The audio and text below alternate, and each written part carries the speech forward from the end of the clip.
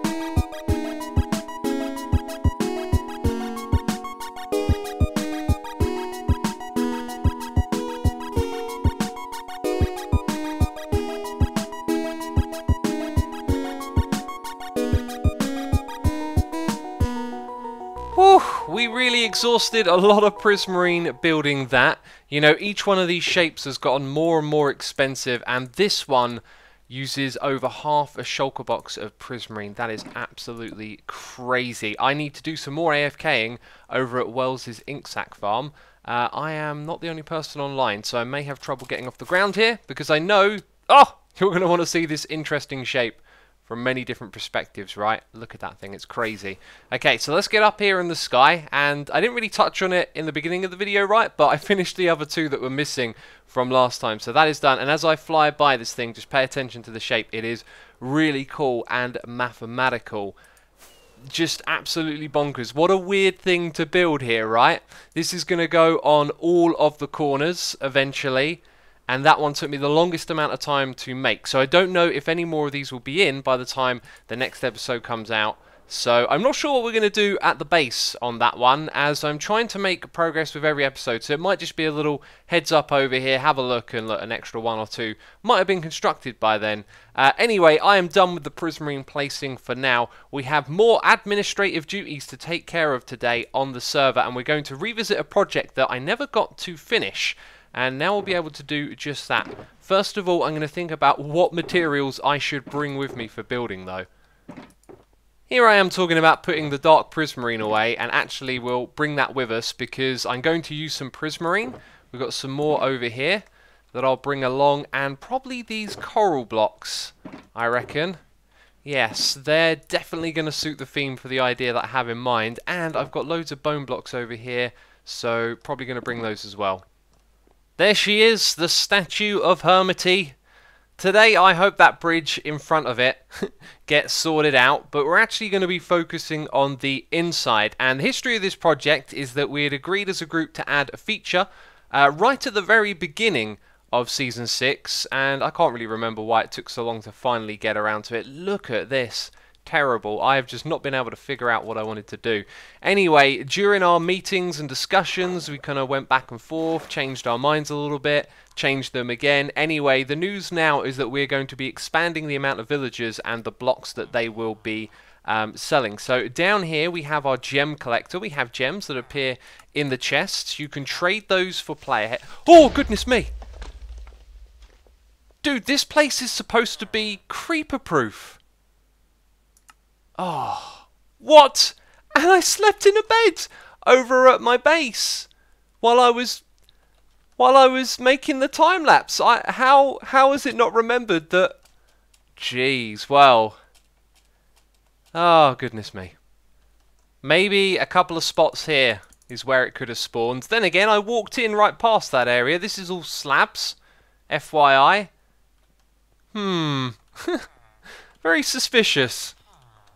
So the deal was that some time ago, creeper damage was buffed, and it means you really need a bit of blast protection. I have protection twice instead of that, and fire protection.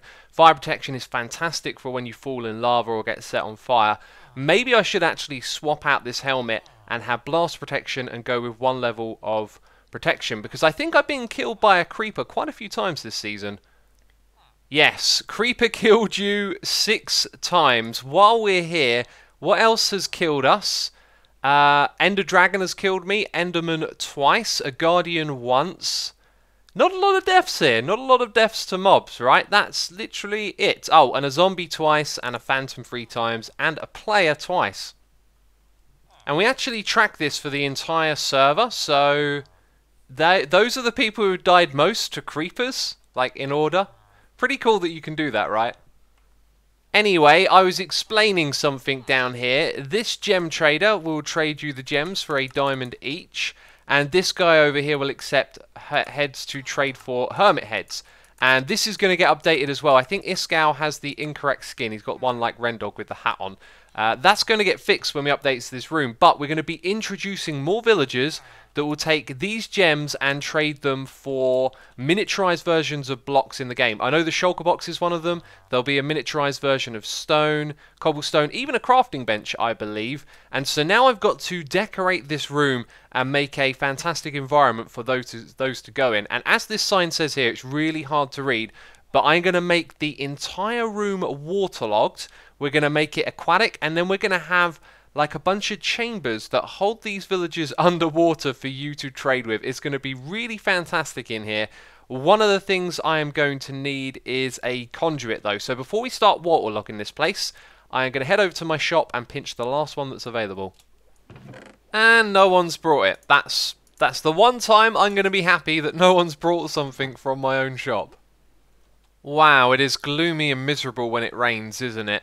Anyway, very first thing that we're going to do before we waterlog this area is figure out how this entrance here is going to work. It might be really tricky because it's kind of diagonal, but we need to create something that stops the water from going through, and if some of the blocks can be waterlogged, that might also create quite a bit of an issue. So what is the big deal with this entrance? Let's say we've got a trapdoor here, and we put a water source over on this side. Oh yeah. Let's move location. So we got a trapdoor here, we have some water there, and water here, and it doesn't form a source block in the middle, even though I thought it would. Let's try it from the other side. Yeah, now it waterlogs it, so actually that's a unique property of the trapdoor that might help us. The side that is completely parallel won't let the water flow through it. And glass panes don't even have that at all, so if we have one here, one there, as you can see, it gets waterlogged. That is a huge problem for our diagonal entrance. I was originally just going to put some glass panes here so you could walk through. There's a creeper in here again. Where are they coming from? Where are they coming from? This is some sort of creeperspiracy right here. I've been standing in that room for ages. How? No! No! How are you spawning in this area? It makes no sense to me. It makes no sense. I believe we have a solution here, my friends. I have added extra stone bricks on either side, put in some see-through trapdoors to make the entrance feel a little bit bigger as you can look through, And now what we need is a little bit of a test. I'm going to throw in some blocks here. We're going to have water behind the trapdoor. Excellent. And bring it around. Okay, so water source here should link up with that one to create another, but not out the front here. Excellent. So you'll walk up to this. There'll be like water for you to go straight into, but it won't flow out onto this side. So with that done, now we've just got to focus on flooding all of the interior here.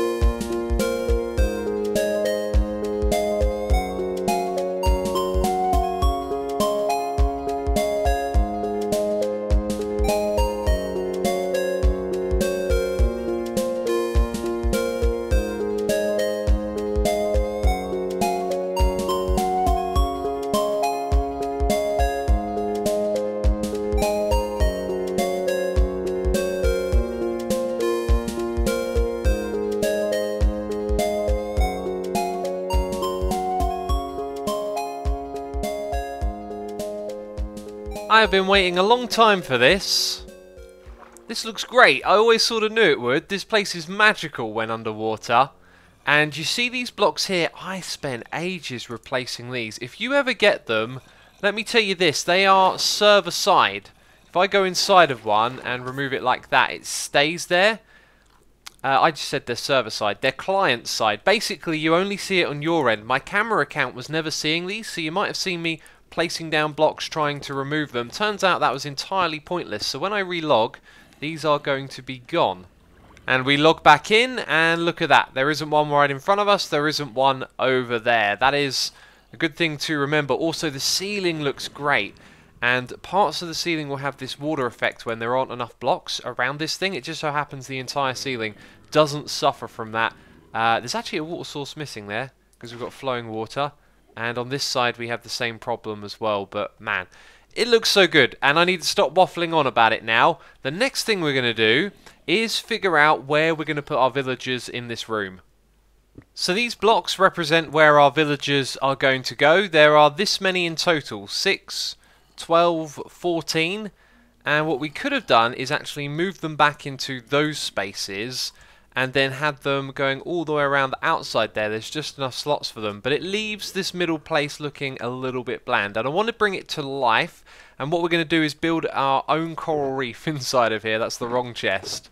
Using these blocks, putting some corals and some fans on the front of it, making it really colourful. And so we're going to have some like mounds and hill of coral blocks, and then there's going to be like tubes on top of them that hold in the villagers. Now the tubes I think are going to be made out of glass panes, which of course can be waterlogged, and so I've also got to design a system to hold them inside of there. I've tried a few different colours, but the glass just always obscures the view and kind of takes away from the magic here. Also, I've just realised that the name of the gem trader is kind of messed up by having a block directly above it. Well, anyway, my thoughts were that it's in water and it's invulnerable, and so it doesn't drown and it doesn't move as well. It doesn't pathfind anywhere. So we could effectively leave this villager here. Now, as long as another hermit doesn't come along and nudge this guy, then it'll stay there forever, I believe, and it also turns and looks at you, so you can just drop down in front of it, right click, and start to do your trading. So I guess what I want to try and do is find a way to have this guy anchored down and not have a sea lantern directly above. Now that's a decent solution. I didn't realise this, but look, the name of the villager, it isn't dulled by the glass being there, so that's pretty much what we're going to go with, right? Wow, okay, this is going to be really cool when it's finished. Also, the coral blocks, not so much detail going on here just yet. I wanted to go with a colour scheme that didn't include blue, but I think I might change that. I'll mess around with this a little bit and figure out what's right. My friends, that is quite the spectacular view right there. Oh yes. I'm liking this little reef we've got going on. This palette is so much better than what we had before. We're actually going to have that run through the whole room. So it's going to curve, connect up with the ones in the middle, come back round here. I just wanted to step back and take this in. I've also switched to this type of glass up the top here because you can't even see the bottom little line of pixels. You can only see the top ones, and that looks really, really cool. It really feels like they're just standing there of their own accord now. And we will get the rest of them in once I've finished doing all of this coral building. And there it is, my friends. My oh my, it is nice to see a vision come to life. Now that I look over here, I feel like there's too much long grass. Let's get rid of a couple of them. Anyway, it's time to bring in the villagers. This one is going to move.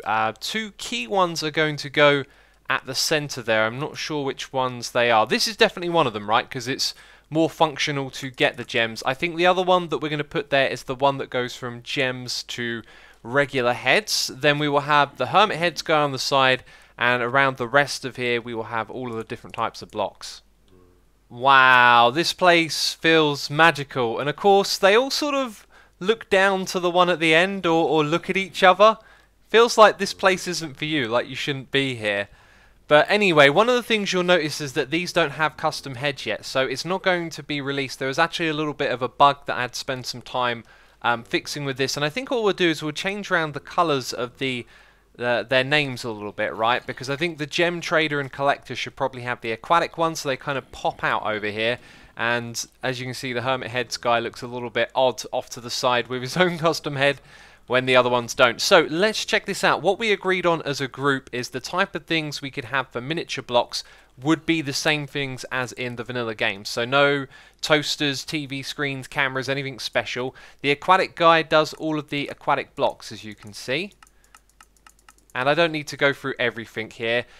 Most of them have around 9 trades. Some of them have as high as 16 because we've got concrete for all the different colours, which is going to be quite functional, which is the name of this one. We've got the ender chest, the enchanting table, furnace, crafting table. So yeah, you can have some functional type blocks as well. This one over here is just more because these things didn't fit into other categories. And as you can see, there's clay, there's end bricks, mushrooms, etc. So I'm just going to flick through these while I chat to you so you can see all of the options that are available. And then we have all of the nether blocks. By the way, when I'm loading them and you see a Steve face for just a moment, that's because I haven't looked at it before. It takes a second to load it, but if I were to open this again, we'd see each of them. So for wood, we have the logs and the planks. For stones, this is one of the larger ones with quite a variety of the different types of stone available. And redstone, you got your dispensers, pistons, redstone lamps, all that kind of stuff. If you had a redstone supply room, you could detail it with some of these blocks lying around. It would look really cool. And then precious are your ore blocks, the ones that you make out of diamonds and emeralds and all of that. And last of all, we've got ores, which are for the different types of ore. I think nether ore is in here, or did I move it? No, nether quartz ore is here as well. Good old Lady Hurmati, now with a lightning shrine in her head and villagers to trade below her feet. There was one other thing we needed to do here, and that was the bridge leading into this place. You can see from back here. It looks a little bit strange actually from a distance. I've only really seen it standing up close to it. Oh, and I totally forgot to remove the andesite on that side, which I will do now. Also, maybe it needs a little bit of a transition at the front here. Maybe I could have done more, but I had a really good time on stream just focusing on this bit right here. Down below, as you can see, there is some coral reefs, which kind of ties into the theme on the inside there, and a villager face is actually down there in front of us. It's kind of hard to see because of the nature of the water, but it is there, and this is what we did on stream, just a little walkway going over a nice aquatic feature. So I can get rid of my little spoiler walls right here. Didn't want to show off what I'd done during the stream, and if you're interested in watching the stream, it is on the second channel as well. That wasn't the only thing we did. We did some work over at the labyrinth area, which is pretty much finished now. And approaching the Team Star base, you may notice a few things has changed, as well as there being drones around here. I will answer Cub in just a second. People always accuse me of ignoring people. I saw what was underneath that. It's a Concorp drone! What the hell is going on here? Anyway, There is now a wall out the front here. There is soul sand. Underneath the soul sand there is ice as well. So you move very slow on this soul sand, which is crazy. There are little turtle heads on the corner of this thing. People have been saying it's like a turtle. And on the inside I'm done with all of the staircases and whatnot. And it feels kind of pointless to show you because this thing is a labyrinth, it's a maze, and there are just some tweaks and changes around here. But we are going to be working on our Team Star base in the next episode. I am going to devise a trap which involves using some guardians, thanks to Mr. Nembomb, who shared an amazing design with me. Anyway, what I'm trying to say is that next episode we'll be doing some work over here on the Team Star base. I did want to do it this one, but unfortunately I ran out of time. This is the end of the episode, peeps, so if you've enjoyed it, leave a like. As always, thank you for doing that. It supports me here on YouTube, and I appreciate that support. And I'll see you very soon with another episode of Hermitcraft. Let's see if we can do it.